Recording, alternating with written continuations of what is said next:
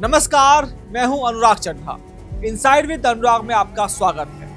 उत्तर प्रदेश में हर साल एक ऐसा समय आता है जब सरकार का पूरा प्रशासनिक तंत्र मानो एक ही मिशन पर काम करने लगता है।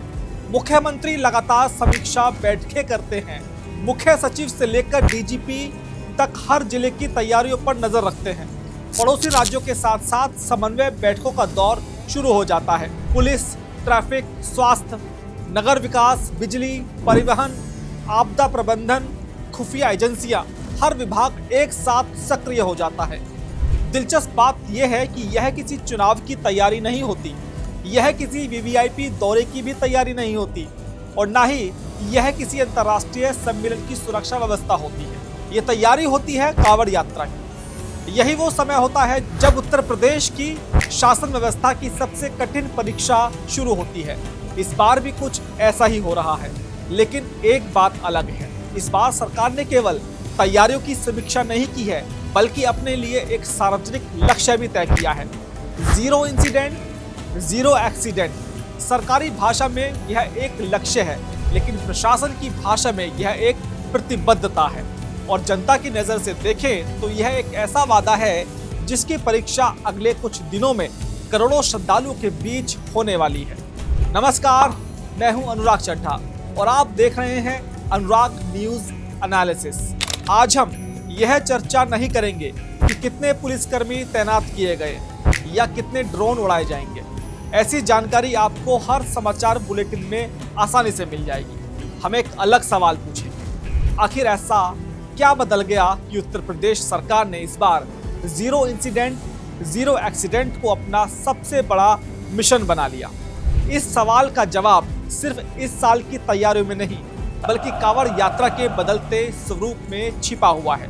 जरा 30-40 साल पीछे चलते हैं। उस समय भी कांवड़ यात्रा होती थी, लोग हरिद्वार और गंगोत्री से जल लाते थे, लेकिन उस समय यह यात्रा सीमित दायरे में थी। श्रद्धालुओं की संख्या भी अपेक्षाकृत बहुत कम थी और प्रशासन के लिए यह एक नियमित धार्मिक आयोजन भर था।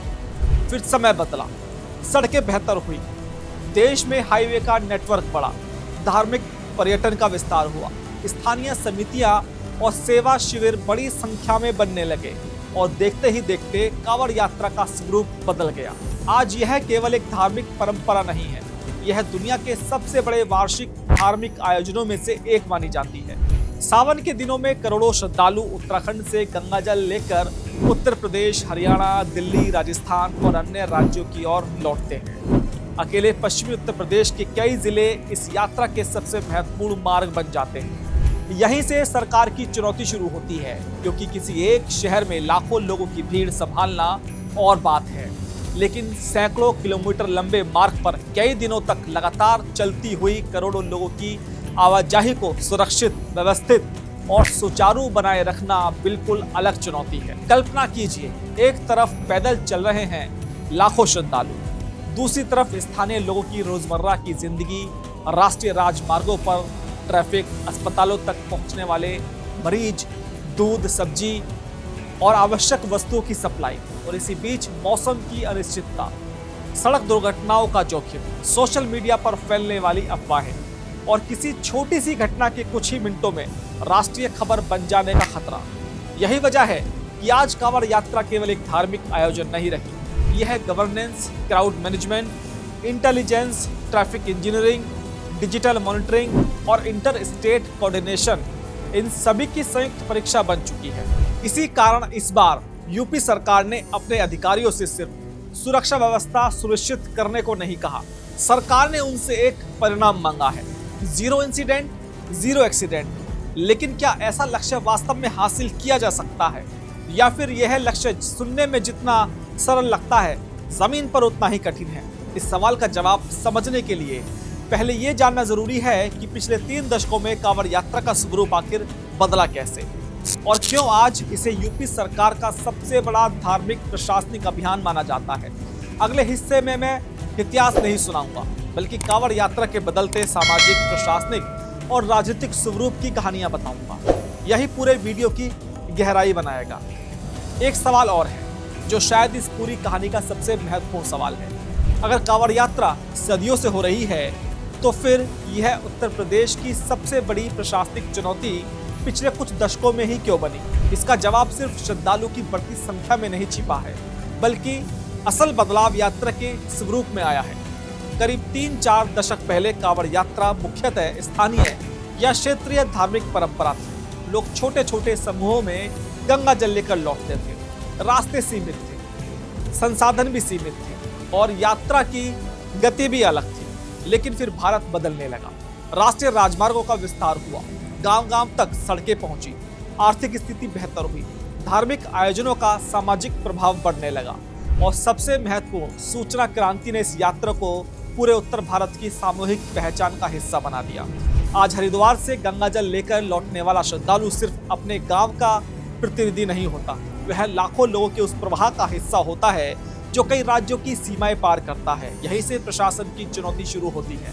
सरकार के सामने सिर्फ भीड़ नहीं होती, सरकार के सामने चलती हुई भीड़ होती है और दोनों में बहुत बड़ा अंतर है। अगर किसी स्टेडियम में 1 लाख लोग मौजूद हों तो वे एक तय जगह पर होते हैं। अगर किसी मेले में 50 लाख लोग हों तब भी उनका दायरा सीमित होता है। लेकिन कांवड़ यात्रा में भीड़ लगातार चल रही होती है।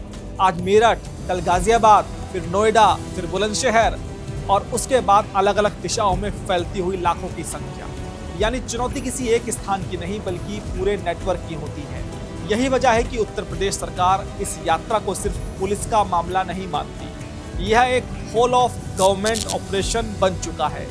इसमें पुलिस अपराध रोकती है, ट्रैफिक पुलिस मार्ग संभालती है, स्वास्थ्य विभाग सैकड़ों मेडिकल कैंप तैयार करता है, बिजली विभाग यह सुनिश्चित करता है कि कहीं खुले तार या टूटे खंभे दुर्घटना का कारण न बने, लोक निर्माण विभाग सड़कें दुरुस्त करता है, नगर निकाय सफाई और शौचालयों की व्यवस्था करता है और खुफिया एजेंसियां लगातार इस बात पर नजर रखती है कि कोई अफवाह या शरारती तत्व पूरे माहौल को प्रभावित ना कर दे। यानी अगर आप ध्यान से देखें तो कांवड़ यात्रा सिर्फ एक धार्मिक आयोजन नहीं है, यह यूपी सरकार का सबसे बड़ा वार्षिक प्रशासनिक सिमुलेशन है। और शायद यही कारण है कि इस बार सरकार ने केवल संसाधनों की बात नहीं की, उसने परिणाम की बात की। 0 इंसिडेंट 0 एक्सीडेंट। लेकिन इस लक्ष्य को समझने के लिए एक और पहलू जानना जरूरी है। आज चुनौती सिर्फ सड़क पर मौजूद लाखों लोगों से नहीं है, चुनौती उस मोबाइल फोन से भी है जो हर श्रद्धालु की जेब में है। 10 साल पहले किसी छोटे विवाद की खबर एक जिले तक सीमित रह जाती थी। आज 30 सेकंड की एक वीडियो क्लिप पूरे देश में लाखों लोगों तक पहुंच सकती है। कई बार पुराना वीडियो नए नाम से वायरल हो जाता है, कई बार अफवाह सच से तेज दौड़ती है और कई बार प्रशासन को सड़क पर कम, मोबाइल स्क्रीन पर ज्यादा लड़ाई लड़नी पड़ती है। यही वजह है कि इस बार ड्रोन, सीसीटीवी और पुलिस बल जितने महत्वपूर्ण हैं उतनी ही महत्वपूर्ण है डिजिटल मॉनिटरिंग। क्योंकि आज किसी भी बड़े आयोजन की सफलता सिर्फ जमीन पर नहीं बल्कि डिजिटल स्पेस से भी तय होती है। यानी अगर इस पूरी कहानी को एक वाक्य में समझे तो बात सिर्फ इतनी नहीं है कि कांवड़ यात्रा बड़ी हो चुकी है। असल बात यह है कि भारत बदल गया है और उसी के साथ कांवड़ यात्रा को संभालने का तरीका भी पूरी तरह से बदल गया है। अब वापस वहीं लौटते हैं जहां से हमने इस कहानी की शुरुआत की थी। 0 इंसिडेंट 0 एक्सीडेंट। अब तक की चर्चा के बाद शायद इन 3 शब्दों का अर्थ भी बदल चुका होगा। शुरुआत में यह एक सरकारी नारा लग रहा था, लेकिन अब साफ है कि यह नारा नहीं बल्कि उत्तर प्रदेश सरकार द्वारा अपने प्रशासन के लिए तय किया गया एक परफॉर्मेंस बेंचमार्क है। क्योंकि करोड़ों लोगों की इस यात्रा में कोई भी सरकार ये दावा नहीं कर सकती कि चुनौती नहीं आएगी। चुनौती तो आएगी।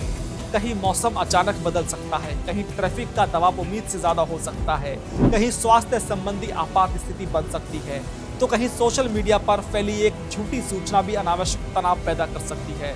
असली कसौटी यह नहीं है कि चुनौती आएगी या नहीं, असली कसौटी यह है कि प्रशासन उसकी पहचान कितनी जल्दी करता है, उसका जवाब कितनी तेजी से देता है और क्या वह एक छोटी समस्या को बड़ी घटना बनने से रोक पाता है। यही वजह है कि इस बार तैयारियों का दायरा सिर्फ पुलिस बल बढ़ाने तक सीमित नहीं रखा गया।